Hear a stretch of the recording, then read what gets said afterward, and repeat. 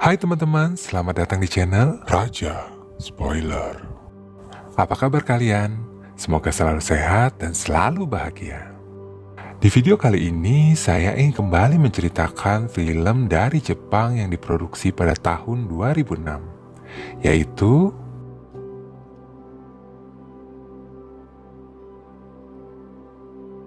film ini bercerita tentang seorang gadis remaja bernama Kaoru yang didiagnosa oleh dokter menderita penyakit yang sangat langka, yaitu Xeroderma pigmentosum, XP.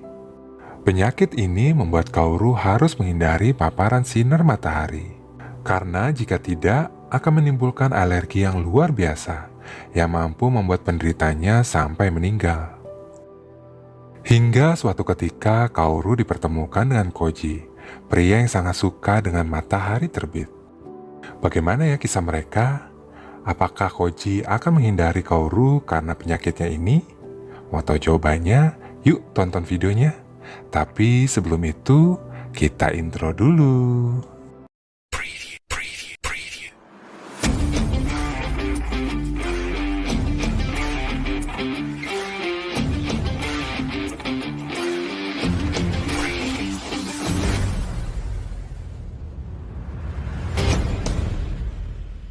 Raja Spoiler.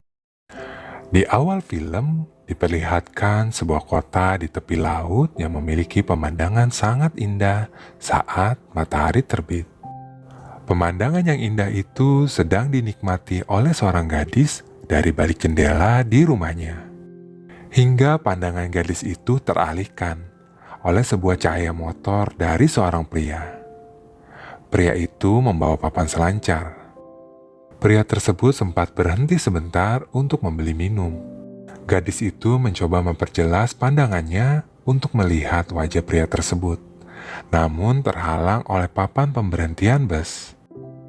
Tak lama kemudian, teman-teman dari pria tersebut datang, dan mereka melanjutkan perjalanan.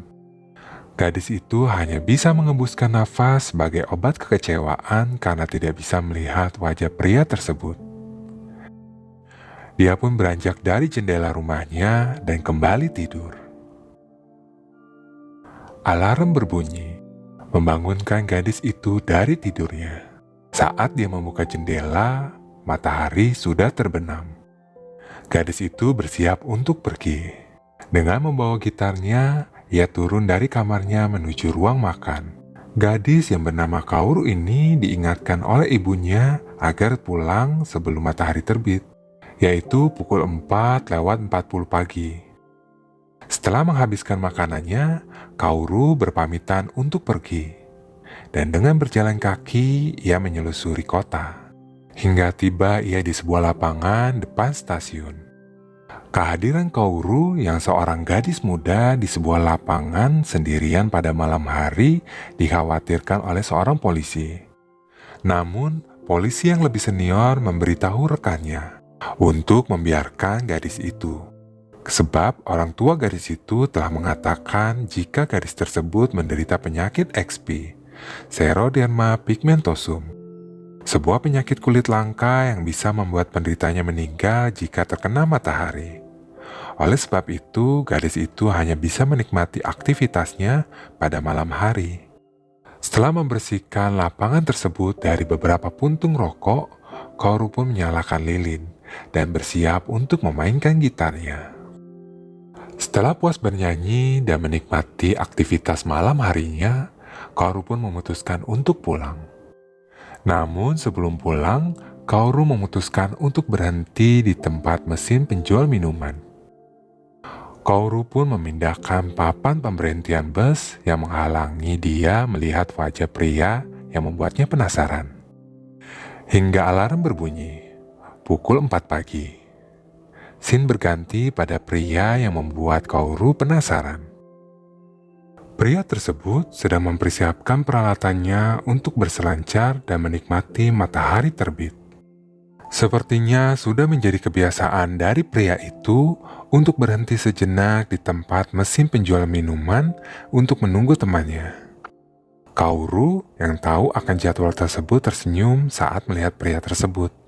apalagi tanpa terhalang dari papan pemberhentian bus. Saat kedua orang tua Kaoru sedang mempersiapkan bahan-bahan untuk pembukaan restorannya, datanglah Misaki, sahabat baik dari Kaoru. Kedatangan Misaki yang bolos dari sekolahnya untuk menemani Kaoru saat kedua orang tua Kaoru pergi. Dari balik jendela, Kaoru terlihat sedih.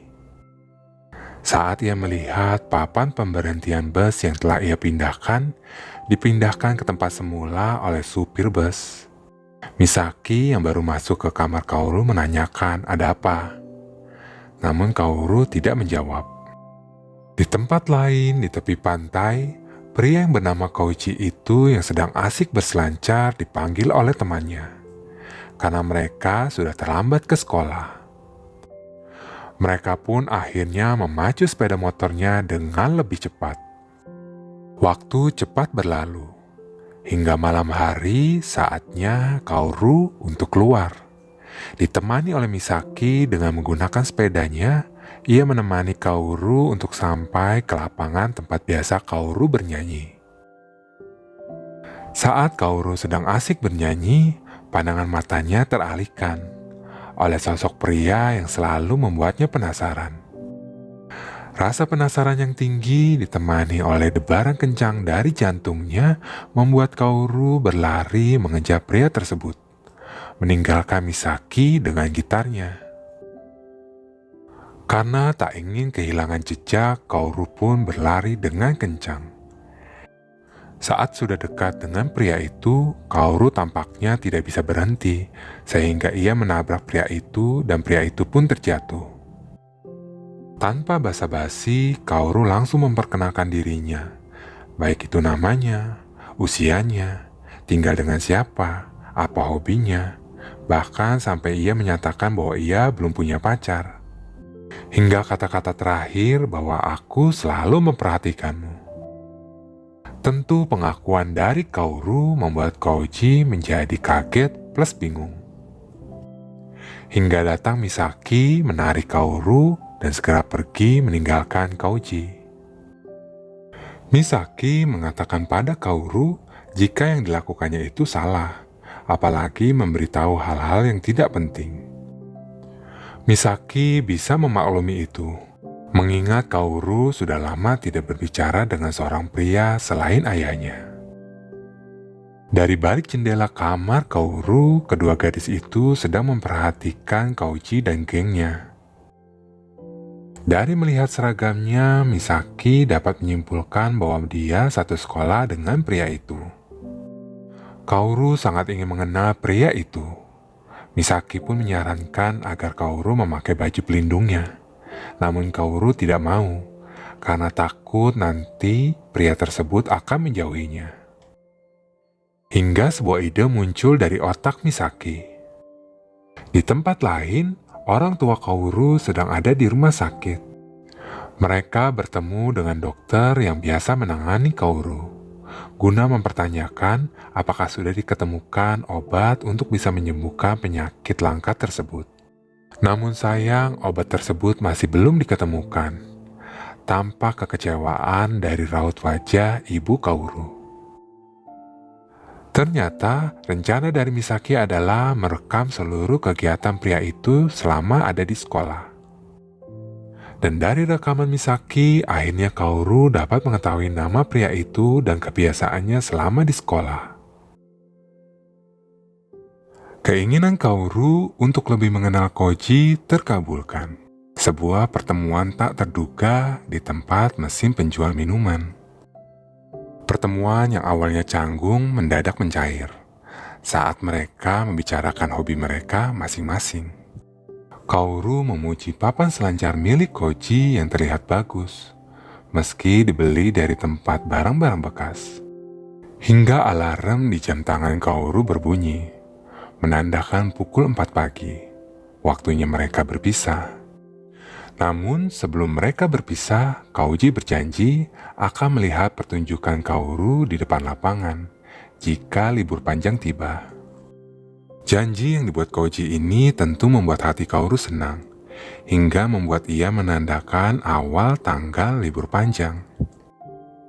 Tiba pada tanggal yang telah dinanti-nantikan oleh Kaoru.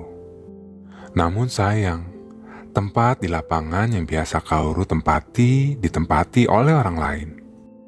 Kouji dapat melihat kekecewaan di wajah Kaoru. Melihat itu, ia menyarankan agar Kaoru bernyanyi di tempat lain saja. Dan menggunakan sepeda motor Kouji, mereka pergi ke tengah kota. Sebelum bernyanyi, Kaoru dan Kouji berjalan-jalan sebentar. Bagi Kaoru yang ruangannya terbatas hanya di dalam kamar dan di daerahnya, melihat kota yang sangat gemerlap tentu membuat hatinya sangat senang. Kaoru sangat menikmati momen-momen tersebut. Hingga mereka menemukan lapangan yang cocok untuk Kaoru bernyanyi. Dan di sanalah Kaoru mulai bernyanyi. Awalnya hanya Kouji yang menikmati musik dari Kaoru. Namun lama-kelamaan banyak orang yang berdatangan untuk melihat aksi Kaoru.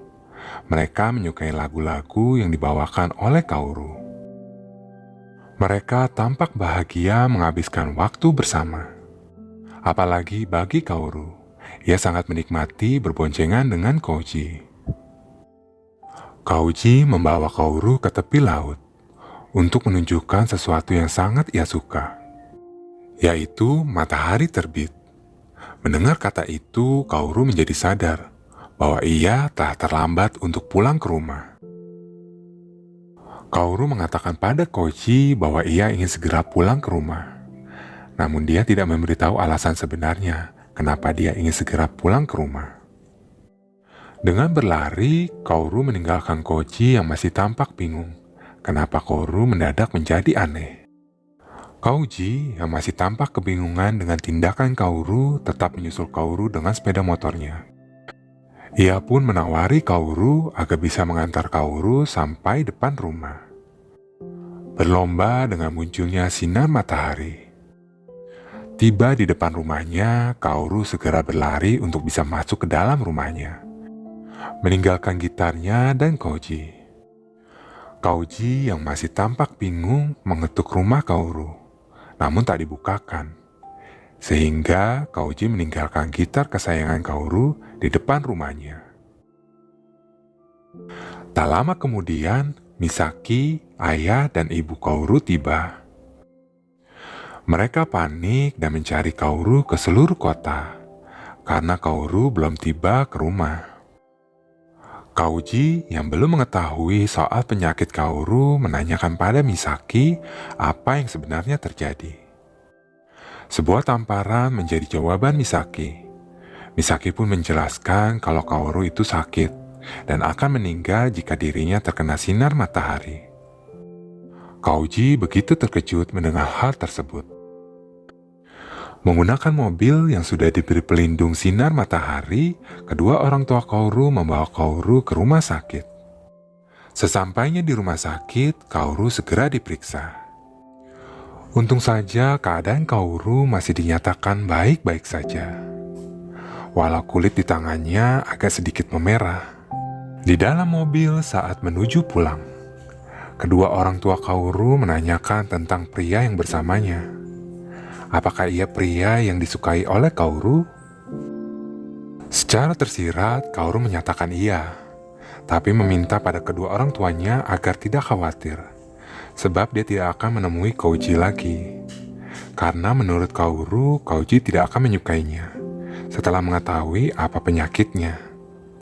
Kouji itu masih memiliki masa depan, sedangkan dia tidak. Ayah dan ibu Kaoru hanya bisa terdiam mendengar perkataan anaknya, sebab mereka tahu bahwa belum ada obat yang bisa menyembuhkan anaknya. Di rumahnya, Kouji sedang membaca buku yang mempelajari tentang penyakit Kaoru. Dan dia hanya bisa terdiam setelah membaca buku tersebut, sambil memikirkan keadaan Kaoru. Hingga ia keluar untuk menuju tempat di mana Kaoru biasanya bernyanyi. Namun Kaoru tidak ada di sana, dan dia pun akhirnya memutuskan pergi ke rumah Kaoru. Di sana, Kouji menanyakan pada Kaoru, kenapa ia tidak bernyanyi lagi. Kaoru pun menjawab bahwa bukan bernyanyi yang ia inginkan, hanya hidup normal yang sangat ia inginkan. Dan Kaoru pun meminta pada Kouji untuk tidak datang lagi menemuinya, sebab itu tidak akan baik bagi Kouji. Keesokan harinya, Kouji masih memikirkan Kaoru. Hingga akhirnya ia membuat keputusan. Ia menjual papan seluncurnya di sebuah toko barang-barang bekas. 2.000 yen yang ia terima untuk papan seluncurnya. Dirasa uangnya masih kurang, Kouji bekerja sebagai pembersih kapal di dermaga. 6.000 yen untuk 3 kapal dan harus bersih secepatnya. Kouji menyanggupinya. Di restoran, ayah Kaoru sedang menginterogasi Misaki. Ia ingin mencari tahu tentang Kouji. Selain itu, ia juga ingin meminta tolong pada Misaki untuk meminta Kouji datang ke rumahnya untuk makan malam bersama. Dan pada malam harinya, saat semua orang sedang menyiapkan makan malamnya, Kaoru yang baru turun dari kamarnya sangat kaget mengetahui Kouji ada di sana. Melihat kehadiran Kouji yang mendadak, Kaoru pun bertanya, "Ide siapa ini?" Kouji pun menjelaskan bahwa ia diundang oleh ayahnya Kaoru. Lalu Kouji mendekati Kaoru, sembari memberikan selebaran yang berisikan tempat studio rekaman. Kouji menjelaskan bahwa dia sangat ingin mendengarkan lagu-lagu yang ditulis oleh Kaoru. Dan dia meminta pada Kaoru untuk terus mengembangkan bakatnya. Kouji pun berkata bahwa dia sekarang sedang bekerja paruh waktu untuk mengumpulkan uang agar bisa membawa Kaoru ke studio rekaman. Mendengar rencana Kouji, ayah Kaoru sebenarnya ingin membantu menyelesaikan biaya yang tersisa. Namun Kouji menolaknya, sebab ini adalah rencananya. Mendengar ketulusan dari Kouji, akhirnya Kaoru pun mengiyakan. Selesai makan malam, mereka berdua berjalan-jalan sebentar.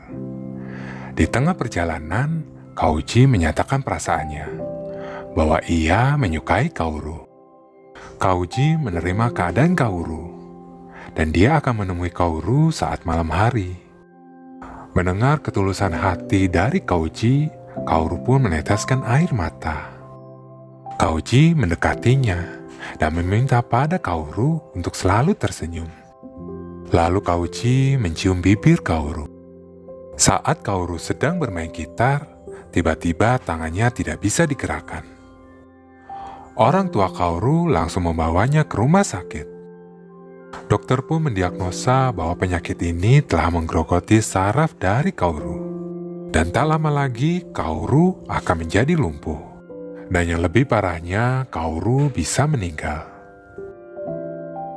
Mendengar diagnosa dari dokter, ayah Kaoru hanya bisa menangis, meratapi nasib anaknya, tanpa ia bisa berbuat apa-apa untuk menyelamatkan nyawa Kaoru. Kouji datang ke rumah Kaoru untuk menjenguknya. Ia menanyakan bagaimana keadaan Kaoru.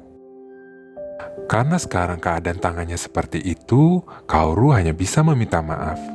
Ia seperti menyia-nyiakan usaha dari Kouji yang telah bekerja keras untuk mengumpulkan uang untuk membawa Kaoru ke studio rekaman. Kouji mencoba mengalihkan pembicaraan. Dia berjalan menuju jendela di mana tempat Kaoru memperhatikannya. Kaoru menceritakan pertama kali ia melihat Kouji. Saat anak laki-laki itu baru pertama kali melihat papan selancar. Tingkahnya seperti anak kecil. Tapi tingkah Kouji yang seperti itu malah membuat Kaoru bahagia. Mengingatkan dia waktu pertama kali memegang gitar. Tiba saatnya Kaoru ke studio rekaman, diantar oleh ayah, ibu, Kouji, dan Misaki. Di dalam tempat itu, Kaoru meminta orang-orang yang mengantarnya untuk keluar. Tak boleh ada yang mendengarkan. Ayahnya dan Kouji sempat protes. Namun, ibu mencoba menenangkan. Di ruang tunggu, Kouji menceritakan pada kedua orang tua Kaoru betapa profesional Kaoru. Waktu Kouji mengantar Kaoru bernyanyi di tengah kota. Banyak orang yang melihat pertunjukan dari Kaoru. Mereka semua sangat menikmati lagu-lagu yang dibawakan oleh Kaoru. Kauji pun berkeyakinan bahwa nanti album yang dirilis ini akan meledak di pasaran. Banyak stasiun TV, radio yang mengundang Kaoru. Dia akan menjadi bintang besar. Keadaan Kaoru semakin memburuk. Sekarang kegiatan sehari-harinya banyak dibantu dengan kursi roda. Orang tua Kaoru sekarang banyak membebaskan anaknya untuk menuruti segala kemauannya. Seperti sekarang ini, Kaoru yang ditemani ayah dan ibunya sedang menemani Koji yang berselancar di pantai. Menggunakan baju pelindung itu, Kaoru merasa sedikit kepanasan. Ayah Kaoru pun yang tak tega dan hampir putus asa menyuruh Kaoru untuk melepaskannya. Namun Kaoru tidak mau. Dia akan terus berusaha tetap hidup dengan segala kekuatan yang ia miliki. Ayah pun meminta maaf dan menyesal karena berkata seperti itu. Diagnosa dari dokter pun akhirnya terjadi. Kaoru meninggal dunia, meninggalkan kenangan yang indah untuk orang-orang yang sangat mencintainya. Dan film pun berakhir. Film ini mengajarkan kita untuk terus berusaha sekuat tenaga dalam menjalani hidup dan menggapai cita-cita. Walau banyak cobaan dan halang rintang yang akan kita lalui. Tetap semangat dan tetap kuat ya. Sampai jumpa di film-film selanjutnya. Bye.